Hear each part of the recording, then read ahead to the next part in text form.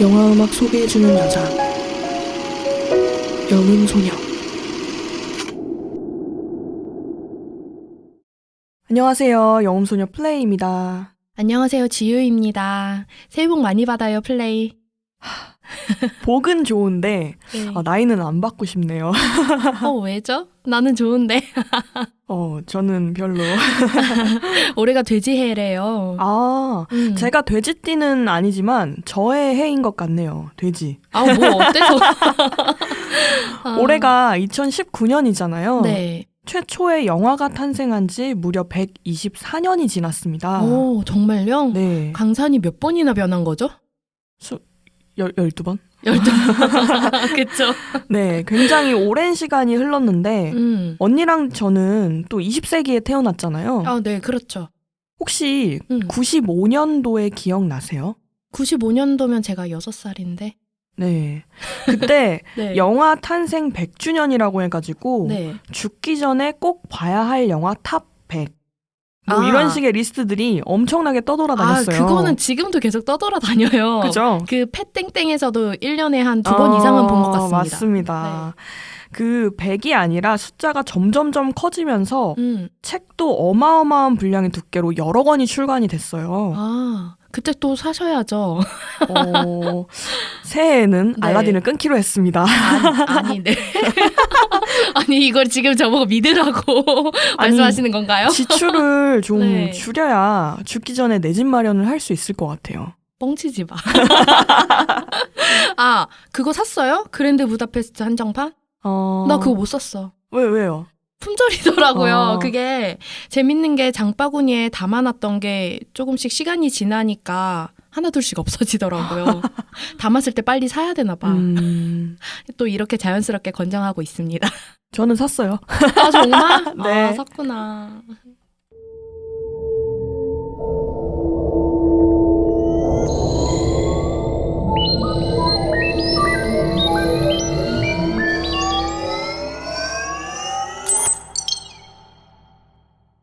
네, 새해를 맞고 또 영화가 탄생한 지 벌써 오랜 시간이 흘러서 이런저런 사담을 좀 나눠봤는데요. 영음소녀 오디오 클립 오늘의 주제는 과거로 떠나는 시간여행입니다. 최초의 영화가 탄생한 게 1895년이에요. 네. 발명왕 에디슨이 여기서도 등장을 한다고 하는데요. 사실입니까? 네, 맞습니다. 정말 에디슨 없으면 우리는 지금껏 어떻게 살았을까 싶을 정도로 진짜 무서운 양반이잖아요. 네. 언젠가 에디슨이 발명한 물건들을 TV에서 소개해준 적이 있어서 본 적이 있는데 별의별 게 다 있더라고요. 네. 저것도 에디슨이 발명한 거였어? 하고 놀랐었던 물건도 많았고요. 최초의 영사기계를 만든 장본인도 바로 에디슨이 되겠습니다. 키네토스코프라는 기계인데요. 보통 우리가 알고 있는 영사기랑은 조금 다른 형태로 생겼어요. 플레이는 혹시 주크박스를 실제로 본 적이 있나요? 그럼요. 미국을 가본 적은 없지만 아직도 미국에는 펍이나 식당에 주크박스가 있는 곳이 많습니다. 네. 얼마 전에 제가 이태원의 한 식당을 갔었는데 그 집에 주크박스가 있더라고요. 실제로 코인을 넣고 음악을 플레이할 수는 없고 그냥 인테리어용으로 전시를 해둔 거였는데 사이즈가 약간 큽니다. 우리가 초중고등학교를 다니면서 봐왔던 교탁 있잖아요. 네. 그거보다 조금 작은 사이즈? 에디슨의 키네토스코프가 대략 이 정도 사이즈고요. 나무로 만들어져 있습니다. 기계의 윗부분에는 망원경처럼 눈을 대고 볼 수 있는 부분이 있고요. 그런데 그 안에서 나오는 게 우리가 현재 보는 영화들처럼 러닝타임이 긴 영상물이 나오는 건 아니에요. 원숭이가 자전거를 탄다든지 저글링을 한다든지 이런 아주 짧은 움직임이 있는 영상물이 재생이 된다고 합니다. 네, 1895년 프랑스 파리 만국 박람회에서 이 키네토스코프를 전시해놓고 시연을 했었는데요. 최초의 영화를 만든 두 형제가 있습니다. 이름이 뭐죠? 리미엘. 리엘이요? 다시 발음해주세요. 리미에르. 따라해보세요. 이 리미에르 형제가 만국 박람회에서 키네토스코프를 발견하고 난리가 났었다고 해요. 형 이거 사야 돼. 막 이런 거였겠죠. 아마 이 리미에르 형제도 에디슨처럼 약간의 똘끼가 있었나 봐요. 이 키네토스코프를 사와서 그냥 두지 않고 개조를 시작하죠. 기존의 키네토스코프는 한 사람만 볼 수 있는 형태였는데 여러 사람이서 관람을 할 수 있는, 한마디로 스크린에 쏴서 볼 수 있는 프로젝터 형태로 조금씩 개조를 하기 시작합니다. 이렇게 개조를 해서 탄생한 기계의 이름은 시네마토그래프고요. 지금 현 시대 극장에서 우리가 보는 방식이랑 아주 흡사합니다. 네, 이 시네마토그래프로 영화 역사의 길이 남을 첫 발을 떼게 되죠. 그해 겨울 1895년 12월 28일 프랑스의 한 작은 카페에서 자신들이 찍은 영화를 사람들에게 보여주게 됩니다. 이때 상영된 세계 최초의 영화가 열차의 도착이라는 영화인데요. 지금 유튜브에서도 검색만 하면 볼 수 있어요. 그래서 저희는 원래부터는 알고 있었지만 방송을 준비하면서 이제 혹시라도 더 말할 거리가 있지 않을까 해서 한 번 더 봤는데 정말 심심하죠. 그쵸. 왜냐면 소리가 없으니까 무성 영화잖아요. 이 무성 영화도 음악이 있는 영화가 있는가 하면 또 이렇게 아무런 소리가 없는 정말 빈 깡통 상태의 무성 영화가 있습니다. 네. 초창기 무성 영화는 이처럼 아무런 소리가 없었어요. 지금 우리는 영화에 당연히 소리가 있는 게 익숙하니까 소리가 없는 것이 어색하지만 그때 당시 사람들한테는 소리의 유무를 떠나서 영화 자체가 굉장히 충격적이었다고 합니다. 그림이 움직이잖아요. 그렇죠. 네. 그래서 그 당시에 너무 놀라서 쇼크로 쓰러진 사람도 있었다고 하더라고요. 기차가 플랫폼으로 들어오는 씬이 있는데 실제로 눈앞에서 열차가 움직이는 것처럼 느껴져서 대부분의 관객들이 으악! 하고 비명을 지르면서 그랬을 것 네, 같아요. 달아났다고 합니다. 더 놀라운 일은 여기서 그치지 않고 이 루미에르 형제가 재판까지 받았다고 하죠. 그죠? 그 당시가 중세 말? 근데 초일 텐데 똑똑한 여성은 마녀, 남성은 사탄의 자식이다 라고 지탄받으면서 이렇게 심한 경우에는 처형까지도. 그렇죠. 우리가 드라마나 영화에서 굉장히 많이 봐왔잖아요. 과학이 발전하는 것을 받아들이지 못하고 너무나 많은 사람들이 형장의 이슬로 사라지거나 혹은 화형을 당했는데 참 안타깝습니다. 고맙다고 절을 그러니까요. 해도 모자랄 판에.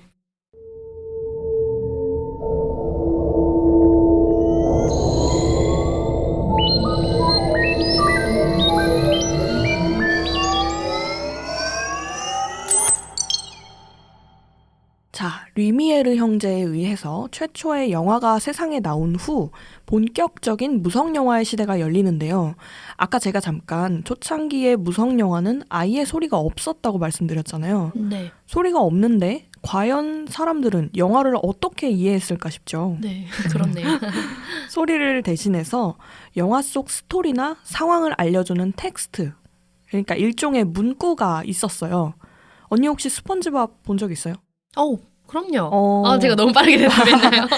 우리 그 세대가 맞구나. 스펀지밥을 보면 A few years later라는 문구가 종종 등장하잖아요. 네. 약간 그런 느낌으로다가 영화 속 상황을 말해주는 문구가 있었습니다. 자, 그런데 그 당시에는 문맹률이 정말 높았어요. 우리가 소위 말하는 상류층의 사람들만 교육을 받을 수 있었기 때문에, 게다가 영화 소비도 마찬가지예요. 돈 많고 시간 많고 여유가 되는 그들이 사는 세상. 그 사람들만 영화를 볼 수 있었던 거죠. 그러다 보니 극장도 몇 개 없었을 것 같아요. 네. 전 세계의 상영관이 한 30개 정도? 그러니까 영화를 보려면 산 넘고 물 건너 가야 하는, 영화 제작자들도 돈이 많아야 영화를 찍을 수 있었던 거죠. 우리가 잘 아는 무성 영화의 대표 주자가 있죠? 네, 김병만 씨 아니고요.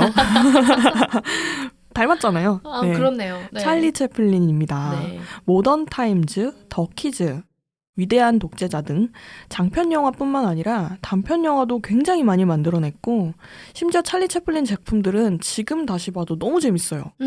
아마 음악이 있어서 완전한 소리가 없는 무성 영화보다는 재밌게 느껴지는 게 아닌가 싶었어요. 채플린 연기에도 음악이 살을 더해주니까. 맞습니다. 영화에 음악이 들어가기 시작해요. 영화의 음악을 어떻게 넣을 생각을 했을까라는 의문이 제가 좀 들어서 자료 조사를 해봤는데, 아직도 학회에서 여러 가지 썰들만 있고 정확히 정의는 안 내려졌더라고요. 그래요? 네. 첫 번째 학설은 그 당시에 영상이 돌아가는 소리가 너무 커서 그 소리를 감추려고 음악을 사용했다라는 썰이 있고요. 두 번째는 영화 이전에 연극이나 오페라 같은 극이 이미 존재를 하고 있었잖아요. 네. 거기에도 음악이 들어가니까 자연스럽게 들어가지 않았을까, 영화에도 하는 썰도 있었습니다. 공포감을 완화시키려고 음악을 넣었다 하는 말도 있더라고요. 오. 사람들이 영화라는 매체를 처음 접했을 때 워낙 충격이었을 테니까요. 그럴 수 있겠네요. 찰리 채플린이 대성하면서 시간이 조금씩 흐르고 1927년에 최초의 유성 영화인 재즈싱어가 등장을 합니다. 드디어 이제 영화에 음악이 아닌 소리가 들어가기 시작한 건가요? 네, 대사가 들어가요. 심지어 이 영화에서 사람 육성으로 녹음된 대사는 단 2마디밖에 나오지 않았는데도 불구하고요. 그 당시에 엄청난 센세이션이었대요. 아까 우리가 열차의 도착을 사람들이 처음 보고 나서 우와, 그림이 움직이네? 하면서 놀랐다고 했는데 이제는 와, 그림이 말을 해! 이러면서 놀라는 거죠. 진짜 놀랐겠어요. 네. 그래서 유성 영화를 토키라고 불렀다고 합니다.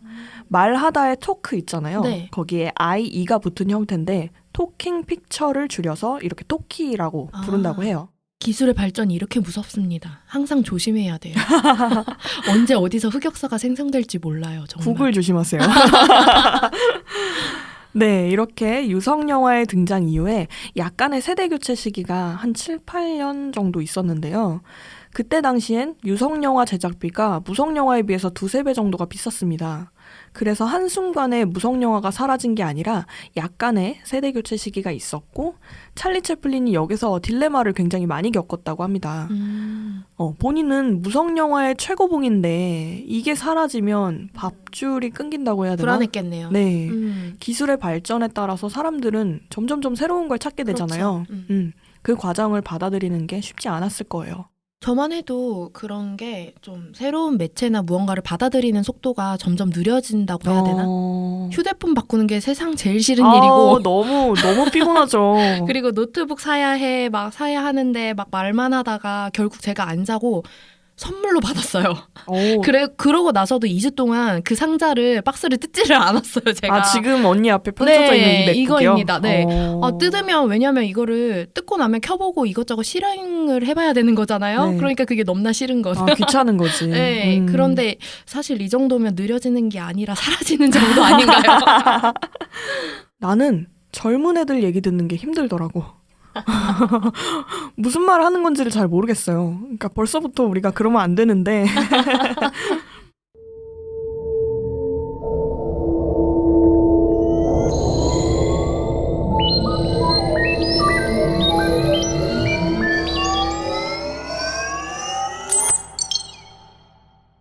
이제 정말 중요한 음악 이야기를 해야죠, 플레이. 네. 최초의 자작곡이 사용된 영화는 1929년에 나온 Under the Roof of Paris라고 하는데요. 그럼 자작곡 이전에는 다 기성곡을 사용했다는 거죠? 그렇죠. 그 파리의 지붕, 그 영화 이전에도 그랬고 이후에도 한동안은 영화 음악들이 올 자작곡으로 나오진 않았습니다. 왜죠? 굉장히 안타까운 현실인데 그 당시에 음악을 할 줄 아는 사람이 거의 없었어요.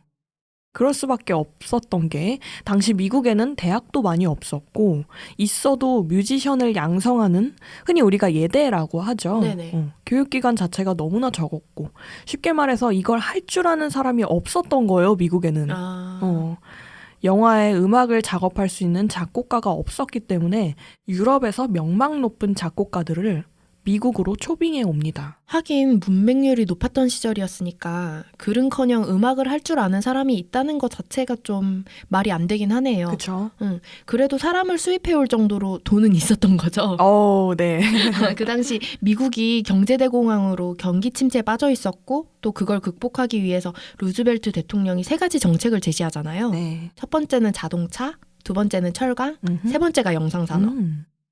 우리가 초중고 세계사 시간에 한 번쯤은 들어봤을 뉴딜 정책이 바로 이거죠. 그렇습니다. 어떻게 보면 미국이 굉장히 선택을 잘한 것 같아요. 정부에서 야, 너네 지원해 줄 테니까 영화, 영상산업 발전시켜라. 그러니까 필요하면 회사를 지을 부지도 줄게 라고 했대잖아요. 그곳이 어디죠? 캘리포니아 북부고요.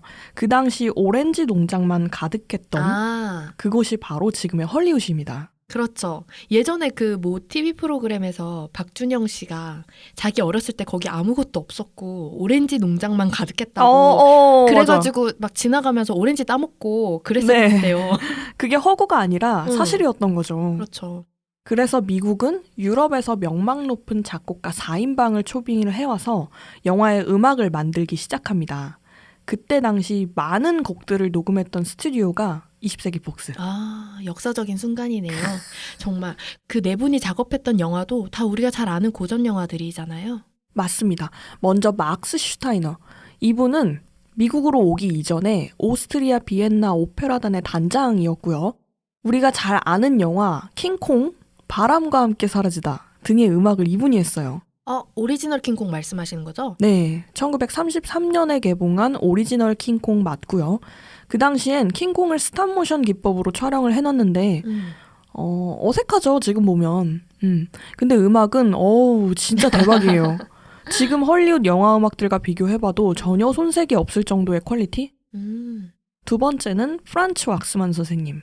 독일에서 굉장히 유명하던 작곡가였고 우리가 뮤지컬로 한 번쯤은 들어봤을 지킬 앤 하이드 아시죠? 네. 네, 원작의 제목은 닥터 지킬 앤 미스터 하이드 그리고 레베카, 서스픽션 등의 음악을 했습니다. 세 번째는 미클로스 로자. 이분은 이름부터가 헝가리의 냄새가 좀 나죠? 부다페스트 오페라단의 상임 지휘자였고요. 영화사에 오래도록 남을 명작 배너 아시죠? 네. 네. 배너 알죠. 이 음악이 이분의 손끝에서 탄생을 합니다. 러닝타임 7시간짜리죠. 중간에 인터미션도 있겠죠? 네, 있죠.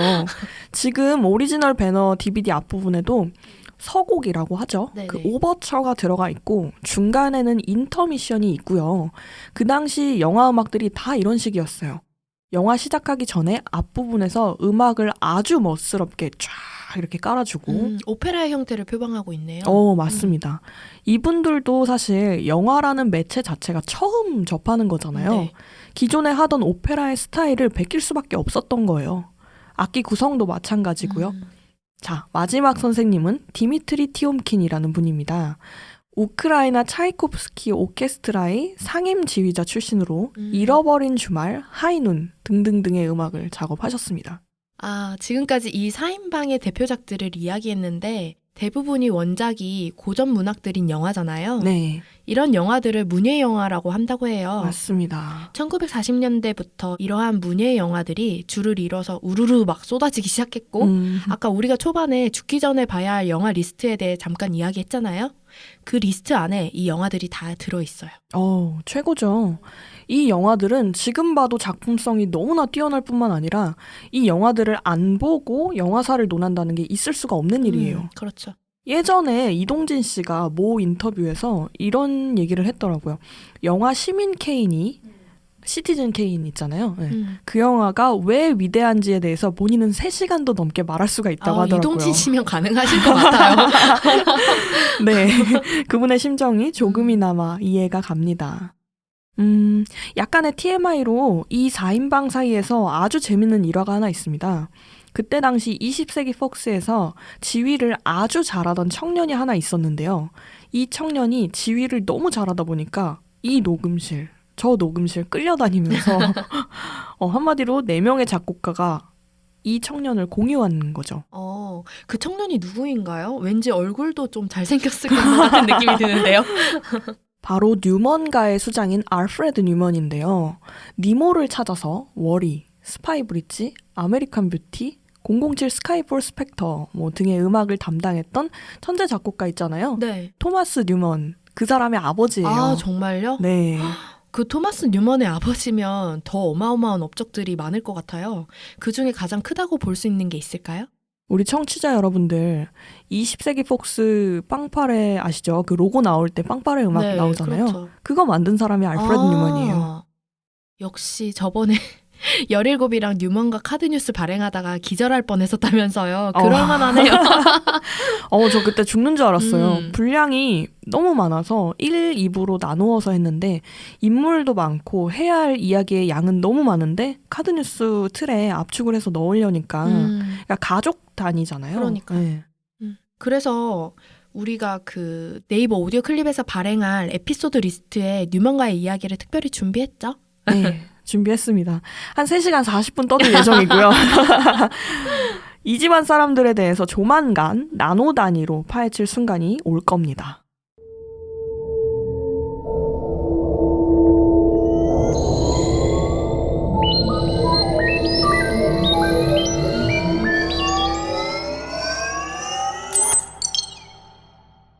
네, 영음소녀 오디오 클립. 오늘 여기서 마치도록 할 텐데요.